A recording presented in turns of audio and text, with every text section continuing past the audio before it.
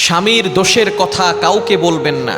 অনেক স্ত্রী আছে, স্বামী একটু ভুল করলেই মানুষের কাছে বলে বেড়ায়, তার বাবার বাড়ির কাছে অথবা অন্য কারো কাছে বলে বেড়ায়। খবরদার, স্বামীর দোষের কথা কখনো বলবেন না। এখন হয়তো আপনার স্বামী একটু মাথা গরম করে একটা কথা বলেই ফেলেছে, যখন মাথা ঠান্ডা হয়ে যাবে আবারও আপনারা এক হয়ে যাবেন। কিন্তু আপনি যে আপনার স্বামীর গোপন কথাগুলো, দোষের কথাগুলো মানুষের কাছে বলেছেন, ওই মানুষটাই পরবর্তী সময় আপনার পরিচয়ে আঘাত দিয়ে কথা বলবে, আপনার স্বামীর বিরুদ্ধে কথা বলবে, তখন আপনার কাছে কেমন লাগবে?